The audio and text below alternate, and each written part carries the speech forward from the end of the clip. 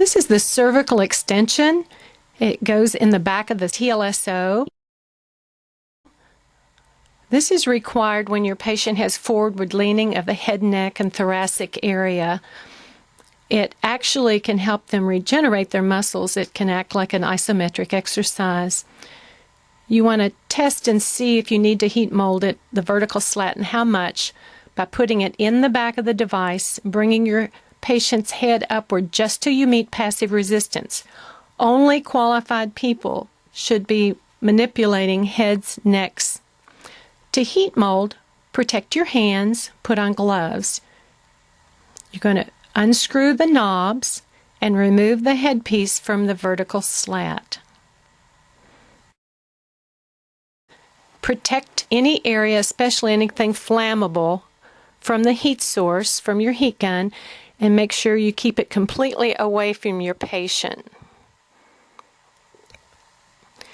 You don't just hold the gun still, you're going to move it over an area. You want to warm the area so the plastic will bend and stretch.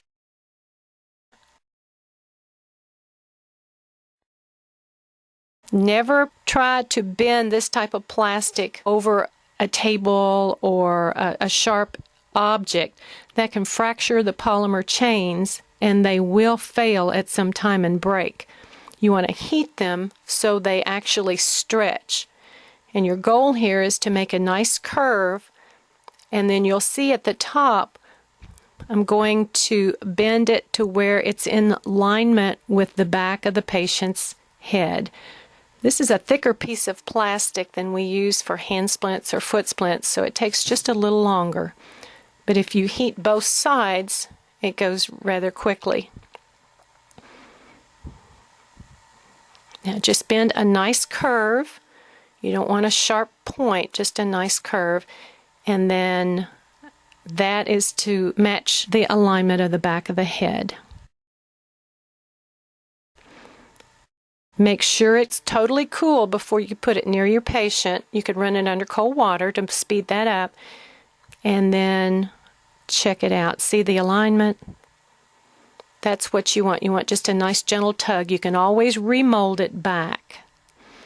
Now continue to protect your hands. Of course, it will be cool by the time you put it on your patient.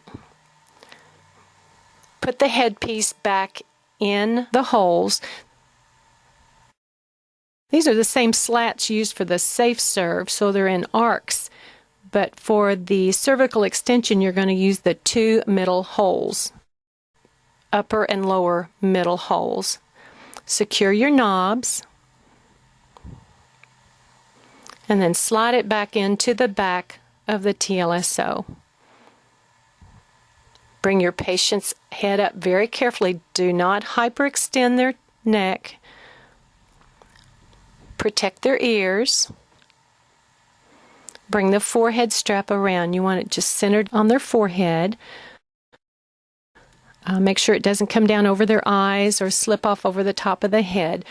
If it tends to slip up, you can push the back farther down into the back of the TLSO, and that helps to make the correct angle. But bending that, heat molding the back of it at the angle of the back of their head is very, very successful at maintaining the alignment.